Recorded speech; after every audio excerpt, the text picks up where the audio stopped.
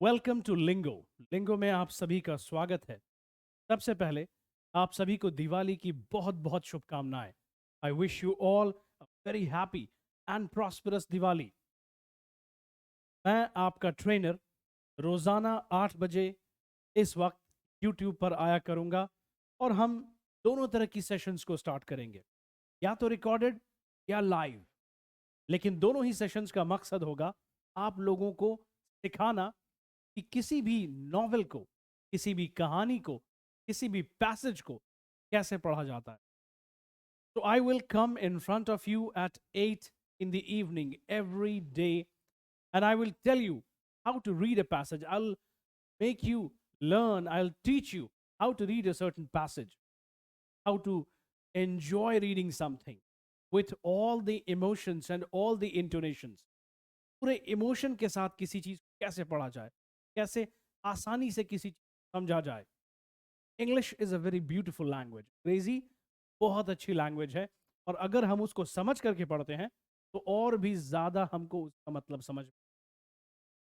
So keeping that in mind, we have started this beautiful session, this knowledgeable session where we will read a passage and we will explain it to you so that you can think and you can read and you can understand about it, ताकि आपको भी passages पढ़ना आसान लगे और आप life में कभी भी कहीं भी कोई भी मैगजीन, कोई भी न्यूज़पेपर, कोई भी नॉवेल, कोई भी कहानी की किताब आराम से समझ के पढ़। So this session will be dedicated to reading and understanding passages easily. Okay? So let us begin without any delay. शुरू करते हैं हम। As you can see the title of the passage, it is eyes full of tears. अब आप देख सकते हैं यहाँ पर जो टाइटल का नाम है उसका नाम है eyes full of tears. eyes का मतलब है आंखें, प्लूरल है, आई सिंगुलर, आईज प्लूरल। फुल मतलब भरा हुआ, टीयर्स आंसुओं से, तो आंखें आंसुओं से भरी हुई आंखें। अब जाहिर सी बात है इसके नाम से ही पता चल रहा है that it can be a very emotional story. ये एक ऐसी स्टोरी हो सकती है जो इमोशनल है। तो let's see how it is. When Rohit first saw her eyes, he noticed a distinct pain. अगर आप लोग नोटिस कर रहे होंगे यहां पर तो सेंटेंसेस ज्यादातर आपको पास्ट टेंस में, जैसे कि आप यहां देख सकते हैं saw, right? Noticed, then you have was, then again was। आप देखते हैं यहां पर wanted, was। ये सारे आप जब वर्ड्स देख रहे हैं यहां पर, ये सारे वर्ड्स क्या हैं? एग्जैक्टली ये सब सिंपल पास्ट टेंस के हैं और ये सेंटेंसेस आपको इसलिए इस्तेमाल हुए हैं क्योंकि ये कहानी आपको पास्ट टेंस की बात करता है। तो जनरली जब हम कहानी सुनाते हैं it can be in, it has to be in past tense but not compulsory to write it in past tense. जरूरी नहीं कि आप इसको पास्ट टेंस ही लिखें। कहानी लिखने का अपना नजरिया होता है, अपना तरीका होता है, बट जनरली कहानियां पास्ट टेंस में ही लिखी जाती हैं। तो when Rohit first saw her eyes he noticed a distinct pain. तो रोहित ने फर्स्ट पहले सॉ हर आईज उसकी आंखों को देखा। हर आपको बात करता है फीमेल की, हर शी के लिए आता है। तो जब रोहित ने पहले उसकी आंखों को देखा, he noticed a distinct pain। उन आंखों में उसे एक अलग सा दर्द दिखा। डिस्टिंक्ट का मतलब होता है अलग, पेन का मतलब होता है दर्द। तो उसने नोटिस किया इसकी आंखों में अलग सा दर्द था। He was just 9 years old and was trying hard to hold back her tears। अब यहां पर आपको रोहित जो कि एक आदमी है, उसने जिसको देखा वो एक छोटी बच्ची है। एज आपको बता रहा है यहाँ पर 9 years old, यानी 9 साल की बच्ची है। और देखा उसने कि वो सिर्फ 9 साल की थी और वो अपने आंसुओं को बहुत मुश्किल के साथ रोके हुई थी। तो वॉज ट्राइंग हार्ड का मतलब बहुत मुश्किल के साथ, बहुत परेशानी के साथ, होल्ड बैक रोके रखना, किसी चीज को रोके रखना। हर टीयर्स किसको रोक रही है? अपने आंसुओं को। वो जो लड़की थी 9 साल की थी और 9 साल की होने के बावजूद इतनी समझदारी थी उसमें कि उसने बहुत मुश्किल से अपने आंसुओं को रोका हुआ था। Rohit wanted to ask what was worrying her, but before he could, she said in a low voice with quivering lips that her bundle of matchsticks had fallen into in the sewer. So Rohit wanted to ask what was worrying her.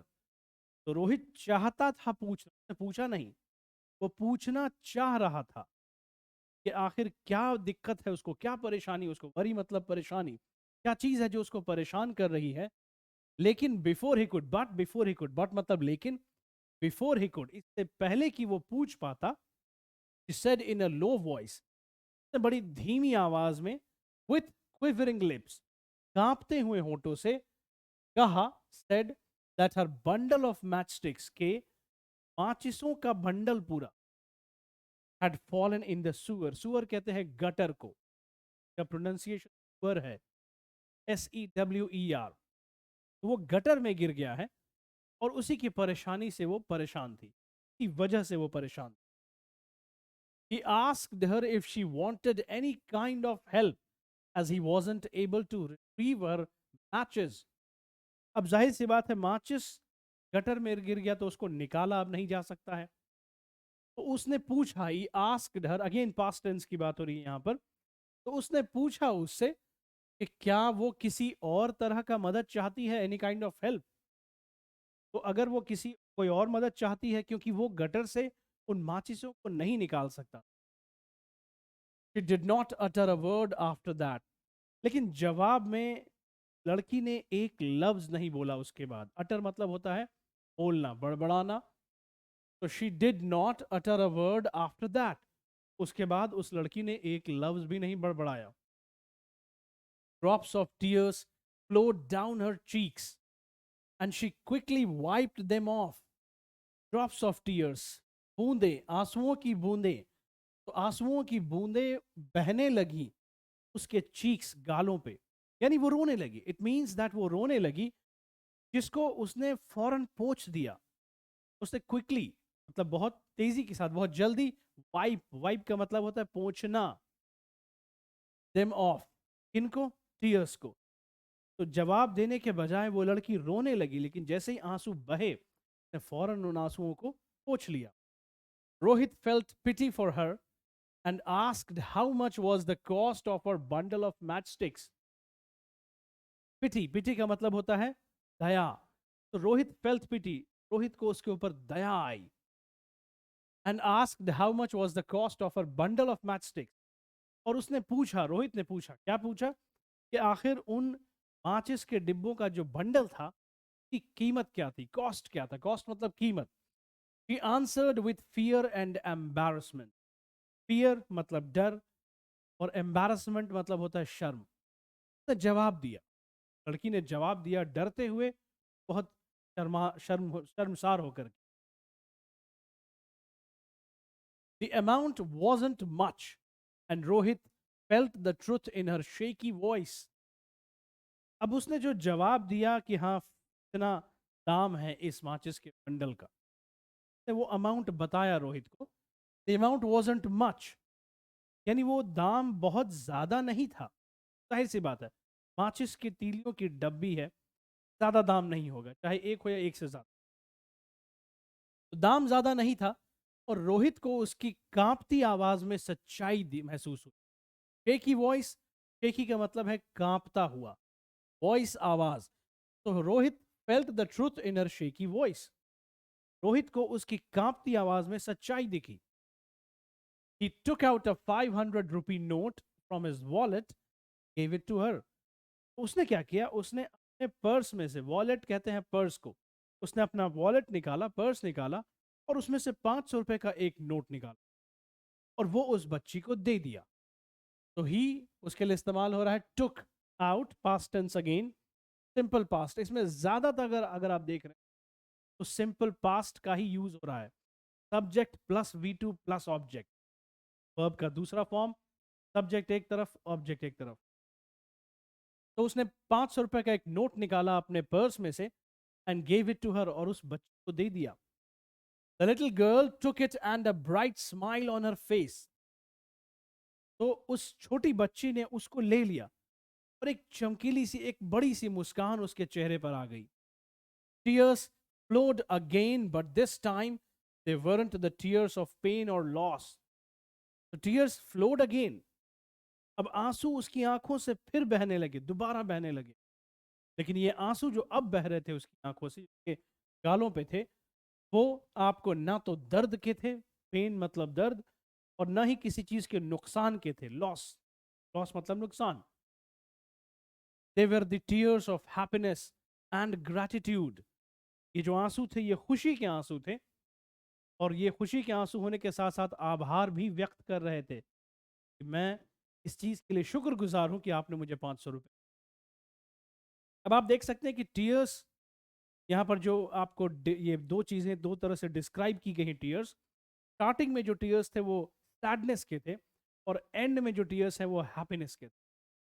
तो किसी भी paragraph को समझने के लिए हमें paragraph के lines को अच्छी तरह से समझना होगा, तो ही हम उस पर्टिकुलर सेंटेंस को या स्टोरी को बहुत बेहतरीन तरीके से समझ पाएंगे। तो we always have to read between the lines to understand what actually a passage और अ स्टोरी इज सेइंग।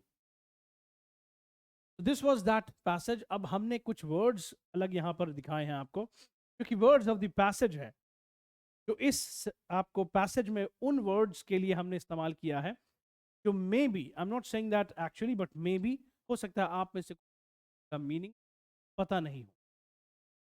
वो वर्ड्स जैसे डिस्टिंक्ट अलग, होल्ड बैक रोकना, क्विवरिंग कांपता हुआ, बंडल पोटली, मैच स्टिक्स माचिस की तीलियां, टूअर नाला या गटर, रिट्रीव वापस पा लेना, अटर बोलना, वाइप्ड पोछा पोछ दिया, पिटी हमदर्दी या रहम, एम्बैरसमेंट शर्मिंदगी, अमाउंट राशि या रकम, फेल्ट महसूस किया, ट्रुथ सच्चाई, फेकी अस्थिर या कांपता हुआ, वॉलेट बटुआ, ब्राइट चमकीला, ग्रैटिट्यूड आभार और एहसान।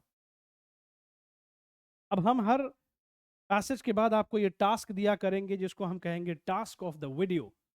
ये बहुत इंटरेस्टिंग होगा, जो हमको बताएगा कि आपने पैसेज को समझा या नहीं समझा। कुछ क्वेश्चंस है यहाँ पर उससे रिलेटेड जो आपको जवाब देने हैं कमेंट सेक्शन में। इन क्वेश्चंस के जवाब आप कमेंट सेक्शन में दे सकते हैं, and I look at it personally. What did Rohit notice when he saw the girl? What had happened to the girl? Why did Rohit feel pity for her? How much money did Rohit give to the girl? Why did the girl weep again in the end?